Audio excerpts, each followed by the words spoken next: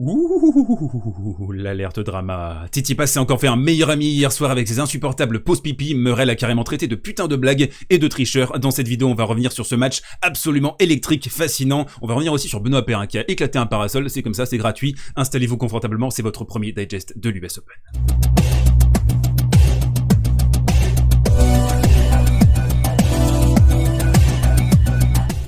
Et on attaque ce côté réseau avec le match absolument explosif de la nuit dernière entre Stefanos Tsitsipas et Andy Murray. Quel match on a eu, déjà peut-être le match de la quinzaine, on va le voir, hein, on est qu'à la première journée de l'US Open. Certainement également l'un des matchs de l'année, vu le drama qu'on a eu, vu le niveau tennistique, vu aussi l'histoire d'Andy Murray qui, après 2 opérations à la hanche, on le voit à 34 ans, il a du mal à se déplacer, il a une hanche en métal, il arrive à fournir une opposition absolument exceptionnelle face à Stefanos Tsitsipas qui est l'une des futures stars du jeu. Justement, Stefanos, avant de le tailler en long, en large et en travers dans cette vidéo, je vais pas le manquer, je suis totalement du côté d'Andy Murray dans ce drama, je vais vous expliquer en détail ce qui s'est passé. Revenons quand même un instant, un très court instant, sur les qualités tennistiques de Stefanos pour équilibrer un petit peu la vidéo. C'est un joueur qui est générateur de magie. Regardez-moi ce revers à une main, longue ligne qui va complètement clouer Andy Murray. Il a, je trouve, dans son tempérament, dans ses qualités tennistiques, dans ses qualités tactiques également, il est capable de générer des matchs frissons. On se souvient notamment dans sa courte carrière, mais il y a déjà beaucoup d'exemples, à Roland Garros en 8e de finale contre Stan Wawrinka. On se souvient aussi de son match complètement stellaire contre Roger Federer à l'Open Australie.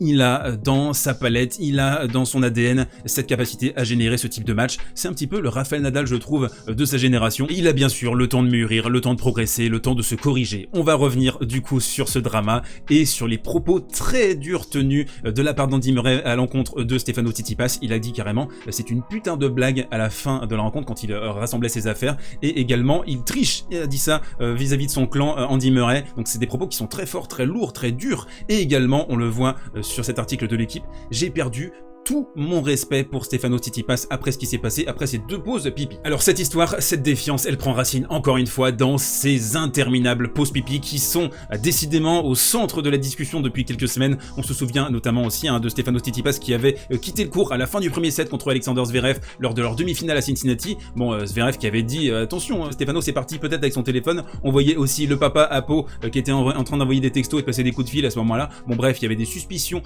de triche. Là encore une fois, on retrouve ce terme de tricheur de la part d'Andy Murray, donc c'est très lourd sur un sport. En plus, le tennis qui a longtemps été bâti sur l'étiquette, sur le respect de son adversaire, c'est un sport noble, c'est un sport de respect. Là, on le voit ici, on est, je trouve, à la frontière. Alors attention, Stefanos Tsitsipas s'appuie sur le règlement. C'est toléré en fait de quitter le court pendant 8, 9, 10 minutes, et c'est peut-être ça aussi le problème initial, c'est que on voit, alors il y a 2 choses, on a un règlement qui est beaucoup trop laxiste, et aussi des joueurs qui vont essayer de l'exploiter, qui vont voir dans toutes les petites failles du règlement une manière d'aller déstabiliser leur adversaire, alors qu'on n'aille pas me dire que Stefanos Tsitsipas va changer pendant 7-8 minutes et ne pense pas que ça va être un problème pour son adversaire. Par exemple, Andy Murray là qui perd le tie-break du 2e set, qui est un petit peu frustré parce que il a 2 possibilités de le remporter et de basculer à 2-7-0, et Stefanos qui part pendant 9 minutes. Je suis désolé, ce type de comportement c'est de l'anti-jeu pur et simple, il y a rien d'autre à dire que ça, c'est de l'anti-jeu, c'est quasiment de la triche en fait, c'est-à-dire que vous allez quitter le court pendant 8-9 minutes, l'adversaire qui va avoir le temps de penser à ce qui s'est passé, il va aussi peut-être se rafraîchir un petit peu, perdre ses repères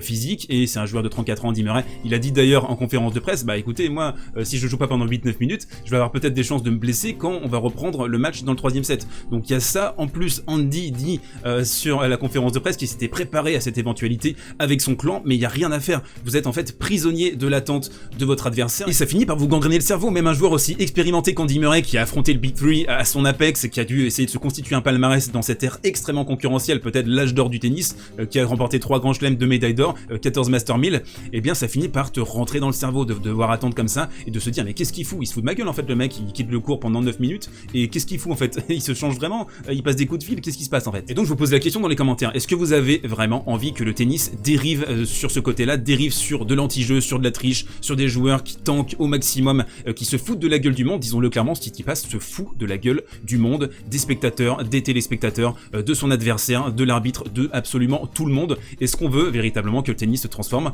en un sport, mais un petit peu comme le football, je trouve, avec de l'anti-jeu, de la simulation et des comportements qui sont absolument exécrables de ce type. Et le plus grave dans tout ça, c'est peut-être pas le drama en lui-même et les pauses pipi, c'est la lâcheté de l'ATP, la lâcheté des personnes qui sont censées légiférer et qui foutent absolument rien. Je sais pas ce qui branle en fait les mecs, plutôt que d'essayer de fixer les 2-3 choses qui posent problème dans ce sport. C'est un sport en plus déjà à la base qui est long, qui est lent, c'est un match qui a quasiment duré 5 heures. Est-ce qu'on veut vraiment rajouter des temps morts comme ça, surtout pour essayer de conquérir une nouvelle génération qui, on le sait, a des téléphones portables, a des tablettes, etc. et leur attention elle est très volatile. Est-ce que vous pensez vraiment, est-ce que vous avez le culot de penser que c'est un sport qui peut se permettre à 1h30, 2h du matin en Europe de faire attendre les gens? N'hésitez pas en tout cas à me dire dans les commentaires, à développer votre point de vue sur ces pauses pipi. C'est pas le seul évidemment, Stefano Tsitsipas, on va pas lui tomber non plus uniquement dessus. On se souvient de Novak Djokovic en finale de Roland Garros, mené 2-7-0 contre Tsitsipas. Également Rafael Nadal en finale à Roland Garros en 2019 contre Thiem, 1-7 partout. Il sort et ensuite il remonte complètement Thiem et il remporte le match en 4 manches. Il n'y a pas que Stefano Tsitsipas. Là, il est particulièrement dans l'œil du cyclone, mais il faut aussi prendre un petit peu de recul, c'est pas le seul. Voilà, donnez-moi votre avis dans les commentaires. Et on enchaîne très rapidement sur Benoît Paire qui retombe dans ses travers après donc la fameuse résurgence à Cincinnati et son magnifique parcours où il a perdu contre Andrei Rublev.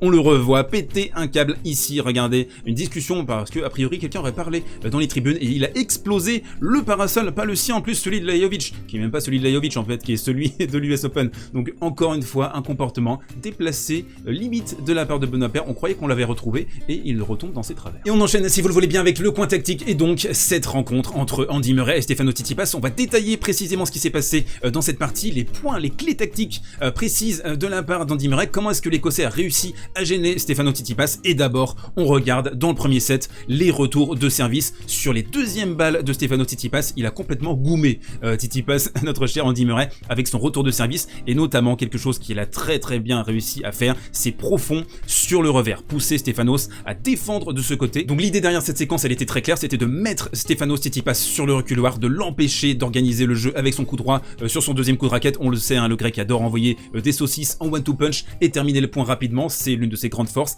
Et on le voit également, Andy Murray, sa position dans le court, ça j'aime beaucoup, il est à l'intérieur, les pieds dans le court pour essayer de renvoyer cette balle. Andy Murray, l'un des 5-6 meilleurs retourneurs de tous les temps. Un autre élément, deuxième palette qui a fait le bonheur d'Andy Murray, ça a été la diagonale revers. Alors il a complètement verrouillé de ce côté, ça a très bien fonctionné, ça a été une séquence très vertueuse pour l'Écossais. De temps en temps, mais trop rarement, et surtout vers la fin du match, Tsitsipas a réussi à la contrer avec un revers long ligne, mais ça c'est la grande difficulté dans cette séquence parce qu'on le sait, le revers en diagonale avec le filet qui est le plus bas ici, il y a une grande sécurité pour Andy Murray qui, c'est son meilleur coup, le revers, et donc Tsitsipas qui a été neutralisé sur cette séquence, et je trouve que Murray, tactiquement de toute façon, il est très fin, c'est un QI tennis qui est surdéveloppé, et on le voit aussi, un mec du Big Four comme Andy Murray face à Stefano Tsitsipas, on voit qu'il y a vraiment une différence en termes de compréhension du jeu, en termes d'expression, en termes de choix de shot selection, et Andy, même si le physique était déclinant évidemment sur cette partie, ça fait quelques années maintenant, eh bien il montre encore que tennistiquement et dans la tête, c'est la gamme au-dessus que Stefano Tsitsipas. Ce QI tennis, justement, on va le voir dans cette séquence, on regarde donc ici Stefano Tsitsipas qui court vers la gauche. Alors pourquoi? Pour couvrir éventuellement ce côté et pour pouvoir se décaler en coup droit. Et ça c'est le problème avec Stefano Tsitsipas sur cette surface, c'est qu'il va avoir tendance à anticiper un replacement de ce côté pour éviter de jouer un revers dans cette position, et encore pire, à 2 mètres de la ligne de fond, on va le voir dans la prochaine palette. Du coup, Andy Murray, pas bête, il a exploité cette séquence à merveille en utilisant le contre-pied, en clouant complètement Stefano Tsitsipas, et il n'y a pas besoin de taper fort, non, juste une petite raquette en opposition, voilà, on va la loger dans la lucarne, on sait de toute façon que Tsitsipas va faire la course sur le côté gauche, se replacer, ça c'est la lucidité, la clairvoyance, le génie tactique de l'Écossais. Comme promis, il y a quelques instants, une palette, je trouve, très intéressante pour expliquer à quel point Tsitsipas a galéré dans cette rencontre, et aussi pourquoi je lui mets 2 étoiles sur les favoris de cette compétition. Je trouve pas que ce soit un contender au niveau de Zverev, au niveau de Medvedev pour essayer de déloger Novak Djokovic et de l'empêcher de remporter un 21e majeur. C'est quand il est à 1m50, 2 mètres de la ligne de fond et qu'il doit passer sous la balle en slice. Là, c'est une séquence qui est terrible pour lui. Tsitsipas, il a besoin d'être ici, à l'intérieur du court,